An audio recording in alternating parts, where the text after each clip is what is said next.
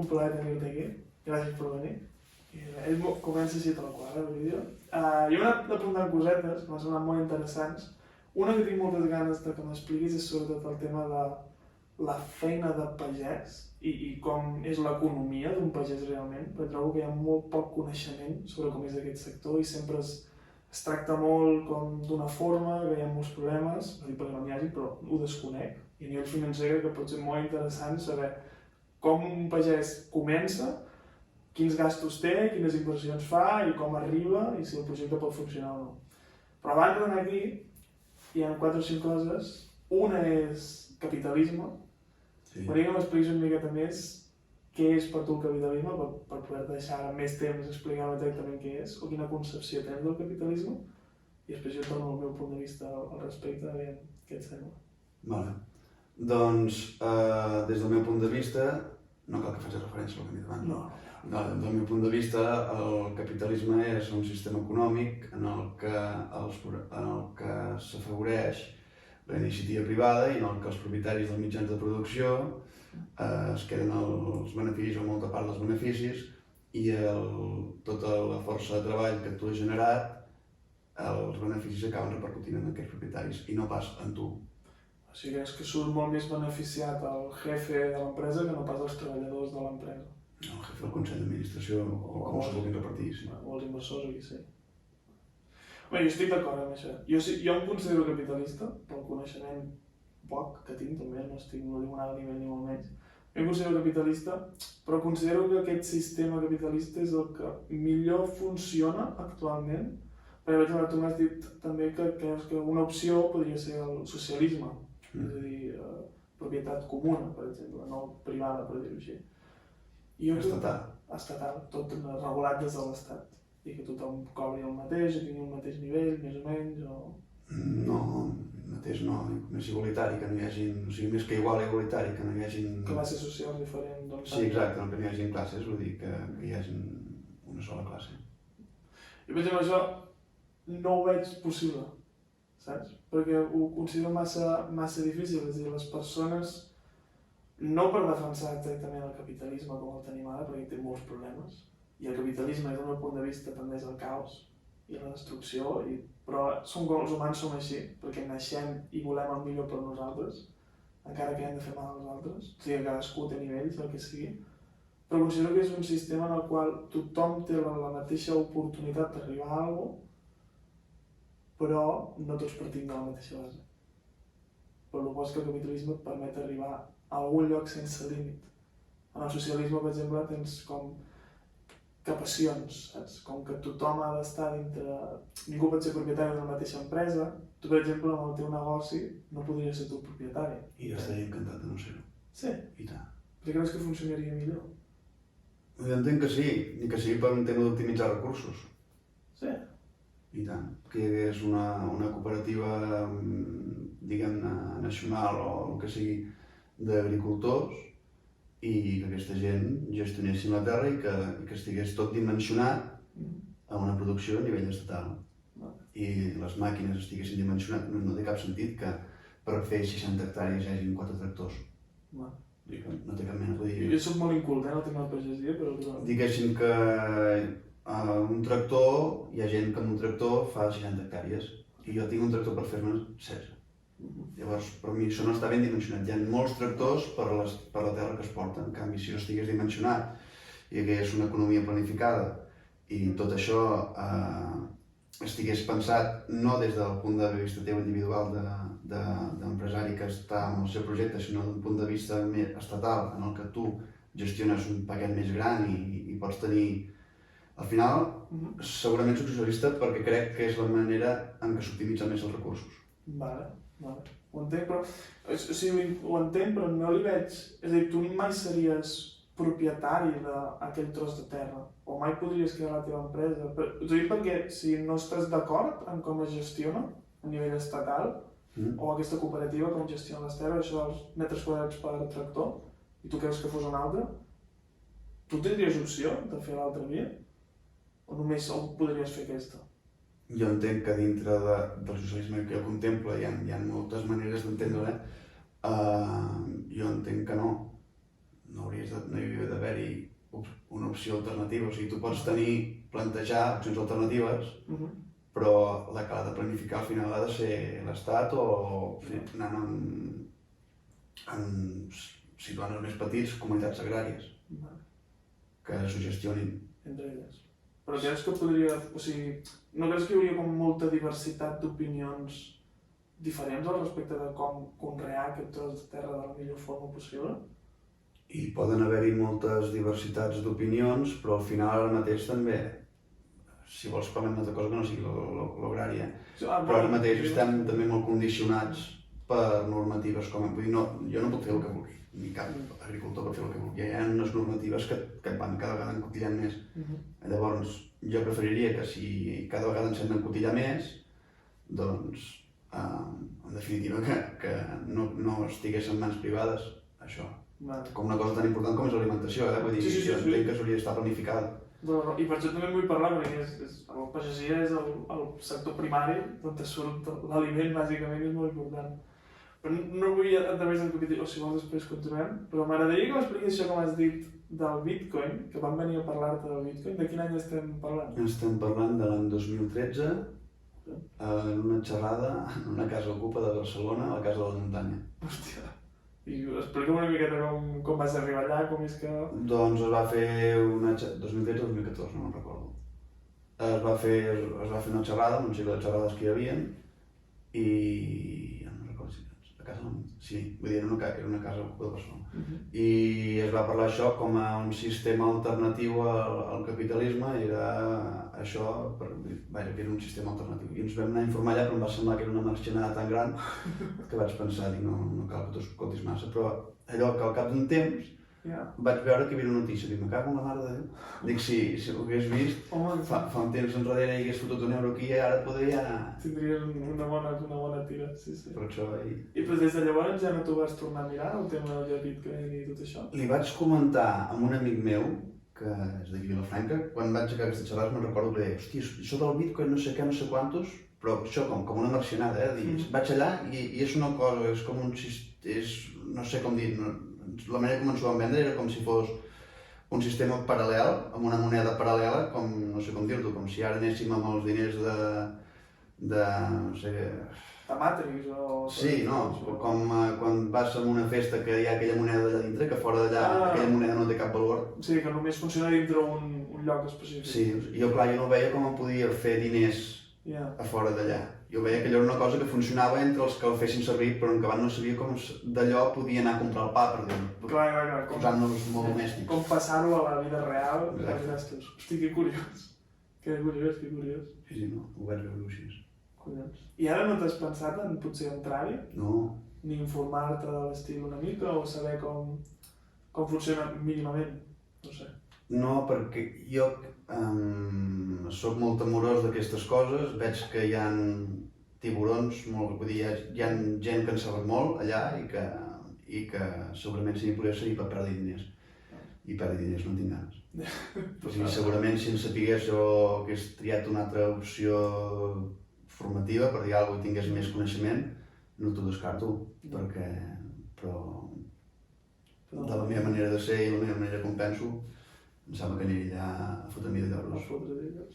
I creus, per l'última pregunta del món aquest de criptomonedes, o de tecnologia blockchain al final, creus que per poca informació que tinguis pot arribar a ser el futur, o pot arribar a ser part del futur, pot arribar a ajudar també amb la tecnologia algun aspecte de la pagesia, incrementar-lo d'alguna forma?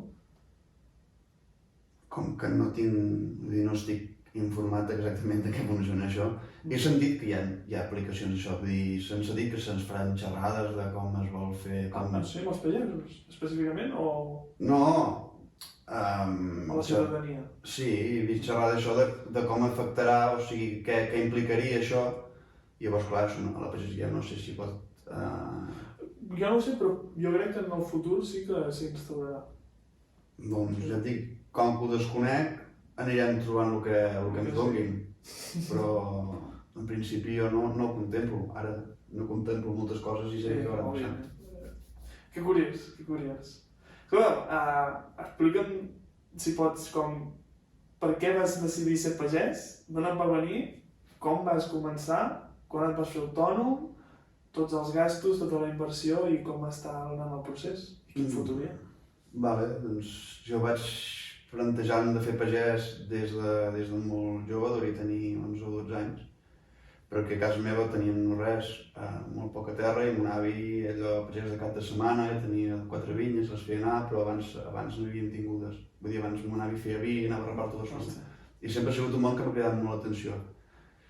I ja des dels 16 ja vaig tenir molt clar que anava cap aquí, vaig fer el batxillerat al científic en què vaig fer agrònoms, i tots els diners que havia de... Vull dir, vaig plantejar-m'ho des dels 16, que tots els diners que fes a partir de llavors els aniria estalviant per poder pagar el primer any de producció, per dir-ho així. I vaig estar treballant a la fàbrica, al Decathlon, també vaig estar treballant en centres logístics, a la fàbrica, netejant vidres, escombriaire, qualsevol cosa per anar fent aquests diners. Llavors vaig contactar amb un pagès, em va dir que podia estar-hi un temps de jornal amb ell, vull dir, vaig estar molt de temps anant a jornal amb ell, per conèixer les vinyes, perquè al final... Què és ajornar, perdona? Ajornar és que jo anava per ell i ell em pagava uns diners per les feines que li feia. O sigui, els meus diners no anaven en funció del que produïa, sinó de les hores que jo feia, com si fos un salariat. Un salariat normal. I això vaig estar des dels 16 fins als 24 anar fent aquestes feines per acumular diners per poder pagar el primer any de producció. De quants diners estem parlant que costa aquest primer any de producció? En el meu cas anava sobre els 15.000 euros. És un valor gros. Sí, no, això vaig estar estalviant 8 anys.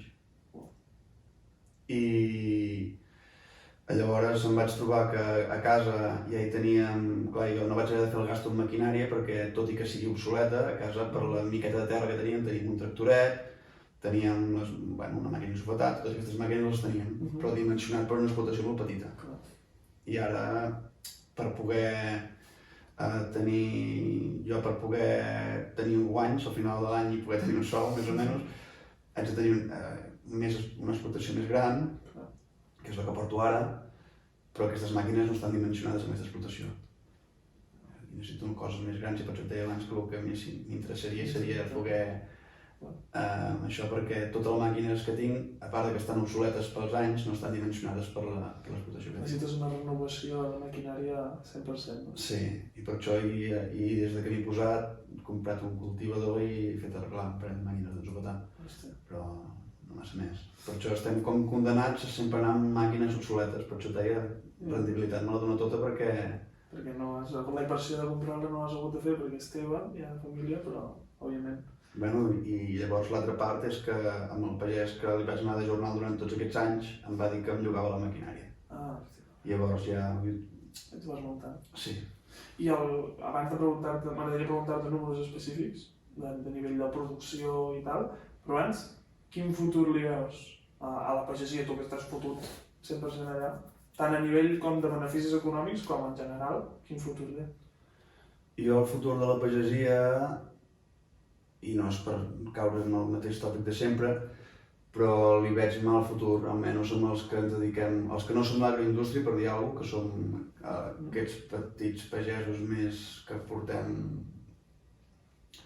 la nostra producció i no tenim la capacitat d'inversió que pot tenir l'agroindústria, que no té aquests problemes de tenir màquines obsoletes i tot això. Ho tenim mal parat, vull dir, per dir alguna cosa, ara fa poc, ara mateix, hi estan havent molts problemes amb els companys de vaques lleteres i tot això, que els estan pagant per sota el preu de cost, hi ha moltes exportacions que han de tancar i han dit que a final d'any podrien tancar vora el 80% de les exportacions. Llavors, clar, dius, ara són ells, els que quedin no sabem què passarà, però d'aquí uns anys pot ser molt vi, que ja ens està passant. Per això dic jo, el sector del vi no el veig gaire clar perquè ja comença a apuntar que ens volen ventilar la meitat. En acabat el Nova i Relleu, no sé, és una cosa que és molt... Pot ser que el Nova i Relleu, els 4 que quedem, llavors se'ns demani molt... Clar, agafar-ho tot, no? Sí, llavors poder, no sé, és que és molt hipotètic tot plegat. Però ho veu negre, no? Jo veig bastant negre, sí. I deixa'm preguntar-te, des de la meva inaptitud, dintre el sector de pagès, quin sector, o sigui, no sé, hortalisses, m'imagino, vinyes, tal, quin és el que t'aporta més benefici actualment econòmic? Doncs mira, fa poc, perquè jo porto 100% vinya, tinc no res, 4 misèries, el resto, tot és 100% vinya. I allò que et comentava abans de que m'interessava diversificar una miqueta perquè si hi havia un any dolent de vinya llepes tot d'allà, feia aquesta pregunta, hòstia, què podríem plantar o què podríem canviar? I vas a buscar qualsevol sector i dius, hòstia, les avellanes estan fotudes, les ametlles estan fotudes, les olives estan fotudes. Tot és un sector que està empantanegat per tot arreu. Llavors vas veient coses que són molt, no sé com dir-t'ho, que no són per un interès general. Són productes molt exclusius, molt coses molt particulars. I al final dius, si has de refiar només d'això, encara que segurament sigui el mercat més segur, perquè els que ho compren sempre ho compraran, poder no és una cosa que acabis de veure gaire bé. Vale. Ostres. I doncs per què vas decidir tu fer vinya? Jo vinya perquè és el que hi havia. Perquè està. Jo sí. Aquest any ha sigut les primeres vinyes que he arrencat, ha sigut aquest any. Des de llavors tot el que he tingut han sigut vinyes i ja estaven plantades. Vale. I em podries explicar així en grans números la inversió inicial en la vinya que tu tens, quant de temps tarda i quin benefici t'aporta en comparació a la inversió inicial? Un any regular, serien anys bons i anys dolents, però... Un any normal, a la meva explotació, si vull dir, t'entra en bruts, 50 i pico mil. D'aquests, un 25% ja se'n va a pagar lloguers i rebasses, o sigui, els propietaris de les terres es queden aquest 25%. Llavors em queda a mi vora 40, encara no arriba a 40.000. I d'aquí uns 10.000 se'n van al meu sou i el resto amb fertilitzants se n'hi va molt. Han acabat amb collita aquest any, per dir alguna cosa, de vitus i flautes vora els 8.000, també se n'hi ha anat. Productes també vora els 6.000. Gasoil vora els 4.000. Joder. Van volant. O sigui, jo crec que en un any el teu benefici net són 10.000 euros. Sí. Un any regular. Un any normal em queden això entre els 8 i els 10. L'any passat, per dir alguna cosa, el 2020, vaig tenir la llet, per dir-ho així, que el 2019 no vaig fer, vull dir, vaig dir, amb aquests diners que m'he quedat aquí no faré no compraré res, no milloraré res. I va ser la sort que vaig tenir perquè el 2020 hi van haver pèrdues. O sigui, aquell any em vaig quedar números vermells, per dir-ho així, al final de l'any. Llavors és això el que et dic, que sempre has d'anar guardant perquè hi ha un any dolent poder-ho suportar. Quines ajudes hi ha per pagesos des de Catalunya? O des d'Espanya, no sé, des de... Les principals ajudes dels pagesos venen des d'Europa, que és la política agrària comuna. I quines ajudes, per tenir una idea? Doncs hi ha els ajuts directes, en acabat hi ha els ajuts de joves agricultors, que és una ajuda a la incorporació, en acabat hi ha els ajuts de bones pràctiques agrícoles, hi ha els ajuts del greening, que és les bones pràctiques agrícoles, en acabat hi ha el d'ecològic, si tu vols ficar-te a producció ecològica, també hi ha uns ajuts. A producció integrada també hi ha uns ajuts, vull dir, en funció del tipus de producció, hi ha uns que són només pel fet de ser agricultor i poder garantir que tens una producció. Són suficient, la capital d'ajut que t'aporten aquests ajuts és suficient com per ajudar-te realment? Doncs hi ha molts cultius, per dir-ho així, que tu treguis un benefici allà depèn d'aquests ajuts. Si no hi haguessin aquests ajuts no treguis un benefici.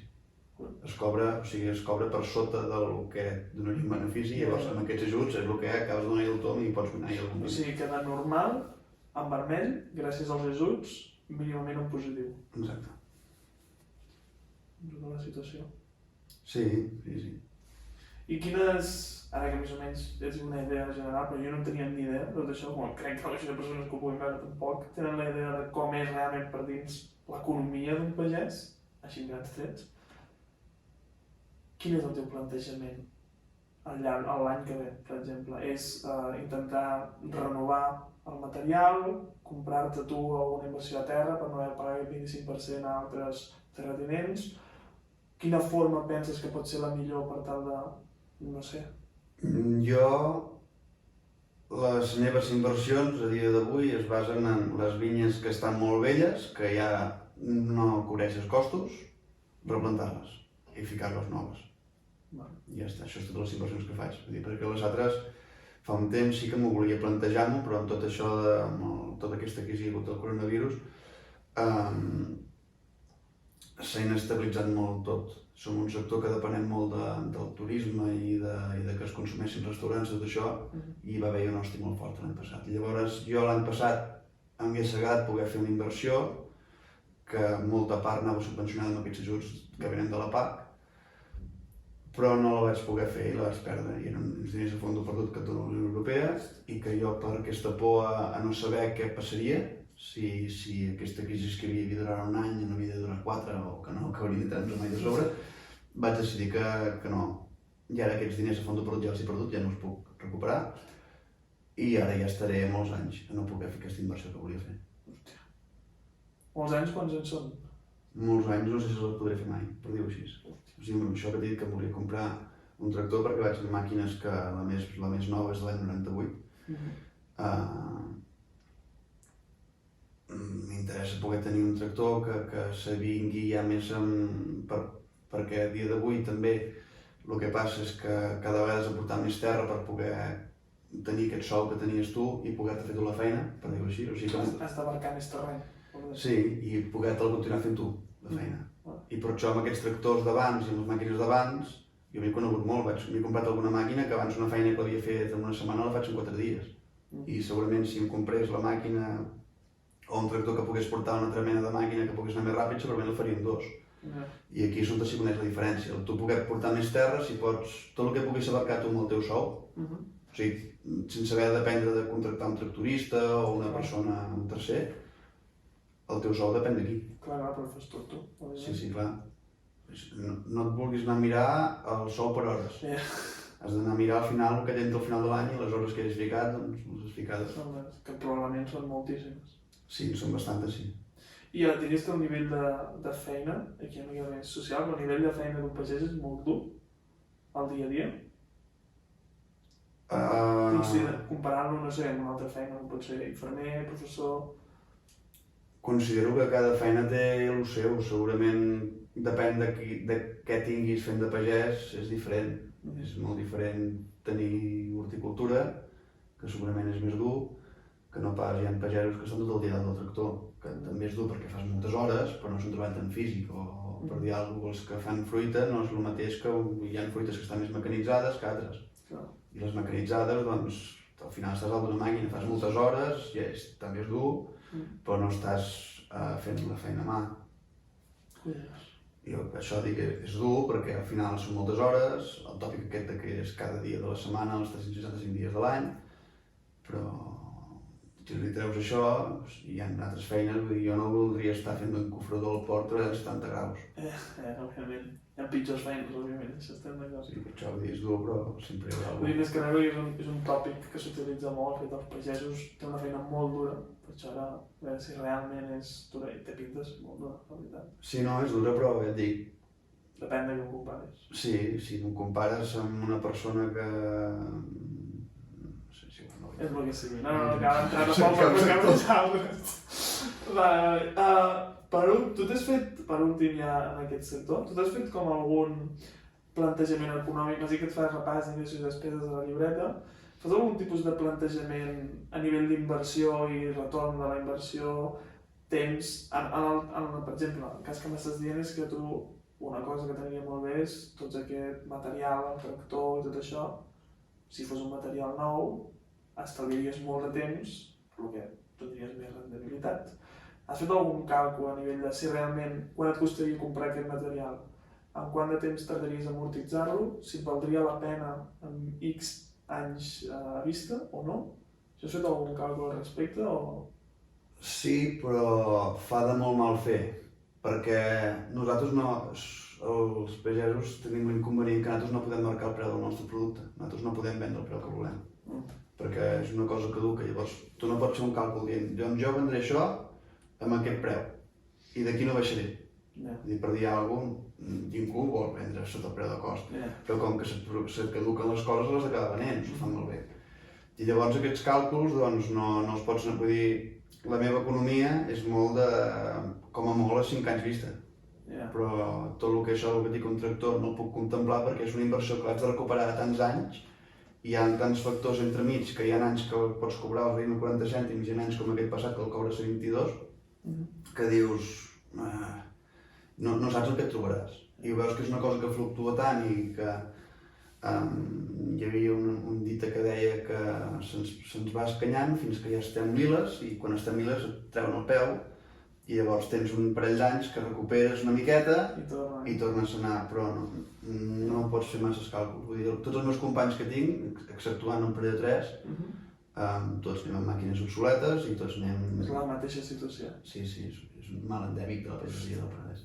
I ja ho veig, hòstia, però que esteu capadíssims, vull dir, si realment no pots programar a anys vista per aquestes limitacions, no tens... Hi ha gent que ha fet inversions que s'han mitjat els dits, per això, que compta, fa un parell d'anys o 3 que es cobrava més bé, dius, hòstia, ara sembla que això ja va bé. Fas una inversió, compres un tractor i hi ha gent que les està passant canutes. Ja, perquè t'enganxa el següent any. I entre tots aquests col·legues que em dius tu o persones que estiven al mateix moment, no heu, suposo que feu unes reunions o alguna forma es comuniqueu, però no heu fet el que em comentaves, una cooperativa entre vosaltres per unir-vos i potser així gestionar millor tota l'economia? No, perquè, clar, la qüestió és aquesta. El que no volem, el que no vol la gent és... O sigui, abans el que es feia era que la gent es comprava un tractor per 3 famílies, per dir una cosa. Però clar, el que es trobaven és que a l'hora que havia de venir pluja, deies, hòstia, però jo vull llaurar. I ell també volia llaurar, ell també volia llaurar, ell també volia llaurar, però només hi havia un tractor. I llavors, clar, el que et dic, 3 hores un, 3 hores un, 3 hores un, en canvi de l'altra manera, si és tot una cosa ja ho dimensiones. I pots tenir els tractors que necessites per fer aquella feina. Si necessites 3 màquines d'ensofetar perquè ha plogut, doncs tens 3 màquines d'ensofetar, en vez de tenir-ne 8. Vale, no ho entenc, però vull dir, els càlculs els heu fet o no, tampoc no ho heu pogut fer? Ho dic per poder tenir dades i comparar-ho realment, decidir si això es podria fer o no, saps, en comparació? O aniria pitjor? No, s'ha intentat, ja et dic, en el passat s'ha intentat fer, hi ha llocs que es fa això de tenir màquines perquè són molt cares, o tenir-les de 3 o entre 4. Però el problema és aquest, que al final sempre acaben venint mals entesos perquè moltes màquines, llaurar no és un exemple, però una màquina d'ensofetar, una màquina d'ensofrar, la màquina d'albono, tots són màquines que s'han de fer en una època molt concreta i sobretot entre els tractaments fitosanitaris és una cosa que s'ha de fer al moment just. I si en aquell moment doncs, hi ha una persona que és l'emportada i tu la tens al cap de 3 dies, doncs malament. Vale. Molt interessant per aquest tema. Una altra cosa que m'agradaria parlar és del tema de la jubilació. M'has dit que no la contemples tu, la jubilació? Hi ha com una opció? No crec que... Et dic, no... Per què? O sigui, intenta'm explicar una miqueta més el per què tens aquesta sensació o realitat. Perquè tinc la sensació que aquestes jubilacions és una cosa que es podia fer en el moment en el que la piràmide no tenia aquesta forma així. En el que baix hi havia molta gent que produïa i a dalt hi havia poca gent que consumia aquesta jubilació. A dia d'avui hi ha molta gent jubilada i encara el gruix encara s'ha de jubilar. Llavors jo entenc que no hi haurà una base, sent la població que cada vegada baixa la natalitat, serem molts que necessitarem consumir per pocs que estaran produint. I poder tenir jubilacions per 100 euros, que al final, per anar... Vull dir, unes jubilacions dignes, per dir alguna cosa, jo crec que no les tindrem. Que potser tindrem una ajuda... Vull dir, una jubilació serà una mena d'ajuda, sí, però que serà la base de la nostra economia quan ens haguem deixat de treballar, jo penso que no. I llavors, quin pla tens? M'has dit pensió privada no t'arriba? No, jo penso que... Quin pla pots tenir alternatiu per poder tu viure? El meu pla és treballar, anar treballant, si la salut ens respecta. I si no em respecta, rebentar, entenc, perquè si no em queda un altre. Hòstia, si és dia a dia i que passi el que Déu vulgui. Sí. O sigui, refio de que n'hi han d'haver, però si no n'hi ha no tinc un pla B. Hòstia. I ja farem el que s'hagi de fer.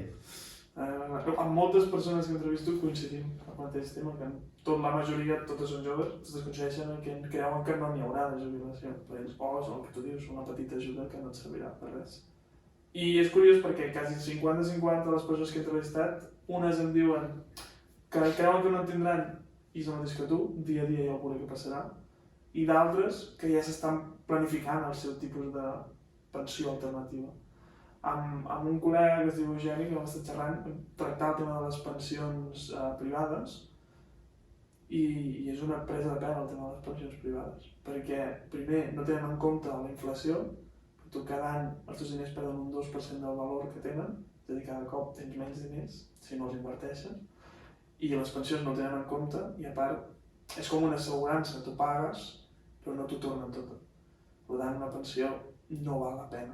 En canvi, la inversió, aquí també entenc que tu no et mola el tema de les inversions o et fa més por o més respecte el tema de poder invertir els diners perquè els perdries o tal, però pot ser l'única opció que tinguis com per poder acabar-te jubilant. No sé com ho veus, això. Sembla que... No sé com t'ho explico, això. Jo entenc que en el moment en què inverteixo, perquè jo guanyi, el 4 ja està perdent fora els calés. Correcte. Llavors, a partir... Poder és una cosa d'ètica personal i que som molt innocent amb aquestes coses. Però entenc que pel fet que llavors jo tingués uns diners estalviats, hi hauria el 4 que aquests diners no els tindria i per tant no estaria passant que notés el 4. Home, és generalitzar-ho molt, perquè és molt difícil saber si realment té un impacte tan directe en la teva inversió sobre una persona en específic. No, clar, És difícil, no puc dir que no, perquè segur que en algun cas sí, però la majoria dels casos no. Perquè que tu compris una acció d'una empresa que creus que és ètica i positiva, per molt que una altra persona... O sigui, tu quan compres una acció li compres a una altra persona, que la ven. Aquella persona no ha perdut diners, entre cometes. La volia vendre a aquest preu i tu li has comprat. Si després puja i tu guanyes alguna diferència, realment tu no li has fet mal a aquella persona. Però estem parlant ja d'inversor amb la borsa. Per exemple, en empreses. És un tipus d'inversió. No, això ja no ho contemplo gens, perquè primera que no en tinc ni idea de ficar-me aquí i segona que... Per ètica no... Sí, vull dir, em sembla que especular amb aquesta mena de coses no em sembla bé. I quin tipus d'inversió tenies al cap? Doncs jo tenia al cap invertir, que sé, per dir una cosa, tenir màquines i aquestes màquines, doncs, un cop tu ja has acabat, poder-les llogar amb algú que les vulgui fer anar o, no sé, per dir una cosa, ja et dic, és que la meva economia és bastant de subsistència, no pensis que penso de tenir això, màquines o coses que les pugui fer a la gent i llogar-les. Però que no siguin un dret fonamental d'aquestes persones. O sigui, jo no invertiré mai en mobles, ni places de pàrquing, ni històries d'aquestes. Si inverteixo serà en tenir màquines que si algú les necessita perquè no hagi de comprar-se un tractor, doncs si per una cosa necessites el tractor, doncs llogo el tractor. O llogo la màquina o llogo això, justament perquè es puguin dimensionar les coses i tu no hagis de pagar una animalada per una cosa que la faràs servir dos cops l'any. Que la puguis llogar i ja està. Però llavors tens pensat potser acabar comprant-ne un, però d'on trauràs els diners per poder comprar aquest tractor? No, ja et dic, jo no he contemplat mai invertir. Si hagués de fer-ho, segurament seria una cosa així, de tenir una cosa perquè la gent pugui dimensionar la seva vida i no haver de comprar coses que les fa servir un cop o dos l'any. Ara no està molt bé aquest tema. Però la gent ha de comentar dues coses, que és el tema d'inversió immobiliària. Jo, per exemple, defenso que la inversió immobiliària és de les millors inversions que pots fer, sempre que no especulis excessivament. Però la inversió immobiliària és necessària, perquè si totes les persones tenim una casa cadascú, els joves que es volen emancipar no poden anar enlloc, no hi ha cases buides. Les cases buides a les quals els joves van són cases d'inversions immobiliaris que les lloguen perquè ells hi vagin a viure. Doncs és necessari que hi hagi una inversió immobiliària. I aquest és el més pur, més ètic, més correcte. Òbviament n'hi ha que pugen els preus i xxx, però és necessari que hi hagi una inversió, per tant no és dolent sempre en tots els casos. Vull dir que tu plantejar-te una inversió immobiliària per això no és... Jo no ho considero, òbviament, èticament ni econòmicament, però que podria acabar sent una opció també. Jo no la contemplo. No. No, és que ho veig que és una manera de mercadejar amb un dret fonamental com és l'habitatge. I per mi el fet aquest d'invertir, tu al final voldràs recuperar aquesta inversió que hi has fet. I aquesta recuperació d'inversió segurament moltes vegades anirà a costa del qui te la vulgui llogar. I llavors al final sí que penso jo que estaràs mercadejant amb un dret, com és l'habitatge. Però vull dir, qualsevol persona que vagi a viure a un lloc ha de pagar un lloguer. Sí. I aquests lloguers és la teva inversió de tornada. Partint de la base que a mi no em sembla correcte aquests. Vull dir, ja et dic... Que es lloguin. No, a mi no em sembla correcte que la vivenda sigui una cosa amb un valor de mercat, per dir-ho així. Ni que es llogui ni que es vengui. Per mi hauria de ser un dret fonamental que l'Estat hauria de garantir. A partir d'aquí, clar, llavors, si anem a l'altre, aquí jo trobo que, o sigui, hauria de ser una cosa que no l'hauria de gestionar una persona privada, la vivenda, perquè al final aquesta inversió tu voldràs que sempre et generi i moltes vegades això anirà a costa del llogater o del qui te la vulgui comprar. Vale. Ara ho he entès, perquè parteixes d'una base en què els lloguers per a les persones que s'emancipen o el que sigui està gestionat per l'Estat i llavors sempre hi ha una part que està destinada per ells. Ho he entès. Però llavors, per acabar, només, llavors, continuaràs dia a dia, passi el que passi, sense intentar generar un plan B? Sempre aniràs amb el plan A? Que vull dir que falta molt de temps, òbviament. Anava a dir, segurament és perquè ara ho veig així. Però la veritat, en aquest sistema actual jo no hi veig una sortida. Que poder això ja ve en part d'aquest caos que veig. O sigui, veig que tot està muntat, vull dir, la perspectiva de futur és un caos molt gros, de la manera com l'entenc jo. Sí, jo també veig un caos. I a partir d'aquí no hi veig una sortida. Veig que hi ha d'haver un canvi de sistema, però no veig que hi hagi una sortida. Dins del capitalisme no hi ha futur, per dir-ho així. Jo entenc que hi ha d'haver un canvi de sistema. És l'única manera que veig que hi ha una sortida. Vale, ara ho entenc, doncs. Però clar, això jo no és una cosa que contempli que pugui passar a curt termini. A llarg termini no ho sé, perquè les condicions materials canvien i tot canvia. Ningú sap. Però a curt termini a mi no em sembla que pugui passar. Que sigui una cosa imminent que hagi de passar, doncs. Vale, molt curiós, molt interessant. Doncs jo res més no tenia més preguntes ja. No sé si tu tens alguna cosa que vulguis comentar o una història. No. M'agrada molt xerrar d'aquest tema perquè jo tinc familiars que són pagesos, que passa que mai he parlat amb ells d'aquestes temàtiques perquè principalment no poden parlar tampoc d'economia específica d'un pagès, no sé, pel que sigui, per vergonya o el que sigui. Però m'agrada molt que tu hagis obert i hagis dit, mira, jo tinc un problema, això és així, tinc aquests diners, els gestiono d'aquesta forma, el món del pagès està així realment, no com surt a les notícies d'una forma o d'una altra, sinó d'una persona que està allà, amb números, en realitat, amb les inversions i amb el futur que pot tenir. Per tant, t'ho agraeixo i a mi m'ha encantat poder aprendre d'aquest sector. No, a mi m'ha agradat molt poder tenir aquesta xerrada, és molt interessant. Perfecte. Per res, us despedim. Vagi bé.